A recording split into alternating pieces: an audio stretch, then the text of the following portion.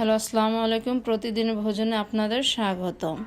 আপনারা কখনো বাঁশপাতা শুটকি এবং মুগ ডালের ভ্যারাইটির সবজি খেয়েছেন কি না জানি না, কিন্তু আমার হাতের এই শুটকি ভুনাটা আমার শ্বশুর, শাশুড়ি, দেবর, ননদ সবাই অনেক পছন্দ করে।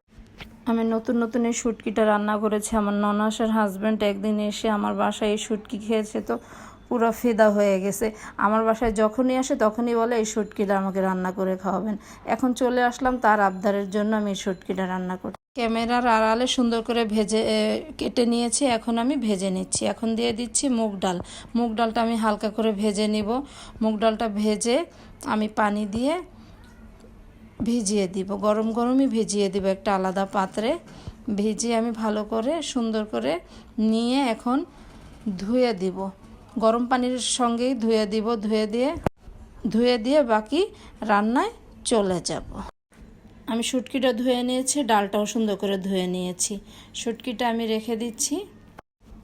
শুটকিটা আমি সুন্দর করে রেখে দিয়ে আমি প্রথমে কড়াইতে চলে গেলাম, তেল দিলাম, পরিমাণ মতন তেল দিব। আমি এই শুটকিতে এই তরকারিটা আমি মশলা খুবই কম ইউজ করবে, কেননা যদি বেশি মশলা দিই তাহলে আপনার ফ্লেভারটা নষ্ট হয়ে যাবে। আমি দিয়ে দিচ্ছি পেঁয়াজ হালকা বাদামি কালার করে নিয়ে দিয়ে দিচ্ছি মরিচ এবারে দিয়ে দিচ্ছি।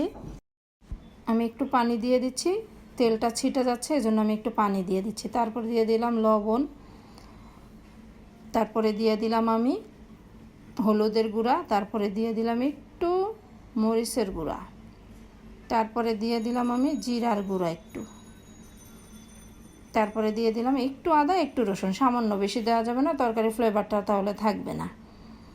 এখন আমি সুন্দর করে একটু মরিচ দিচ্ছি। মশলাটা যাতে ভালো করে ভুনা হয়, যাতে গন্ধ না আসে মশলার।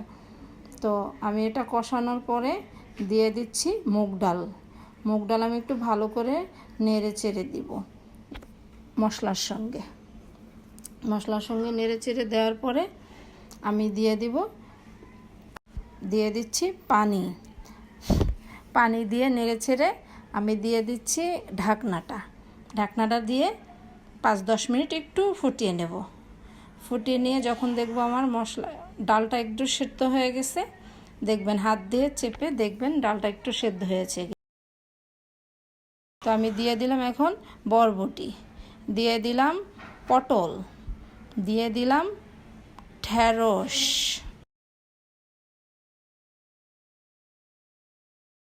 এখন সবগুলো আমি উপকরণ দিয়ে দিলাম।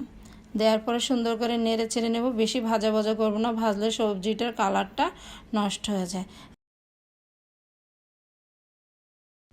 দিয়ে দিলাম 2 মগ পানি। আমি এখানে ইউজ করব, যতটুকু সেদ্ধ হতে পানি লাগবে ততটুকুই দিব। বেশি সেদ্ধ করলে সবজির কালারটা সুন্দর লাগে না, এজন্য আমি বেশি সেদ্ধ করব না, খাওয়ার উপযুক্ত করব। এখন আমার পরিষ্কার করা বাঁশপাতার শুটকিগুলো দিয়ে দিচ্ছি। আমি উপরে আলতো করে দিয়ে দিব যাতে এটা ভেঙে না যায়, যেহেতু আমি শুটকিগুলো ভেজে নিয়েছি।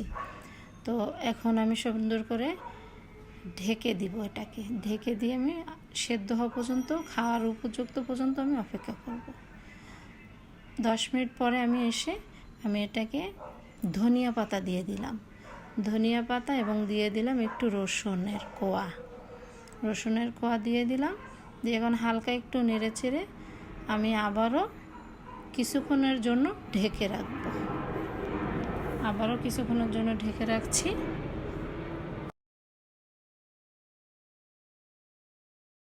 হয়ে গেল আমার বাঁশপাতা, মুগ ডাল এবং ভ্যারাইটিস সবজি। এখন পরিবেশনের পালা।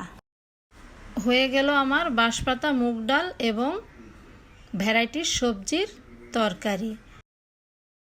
ভালো লাগলে অবশ্যই কমেন্ট এবং সাবস্ক্রাইব করবেন।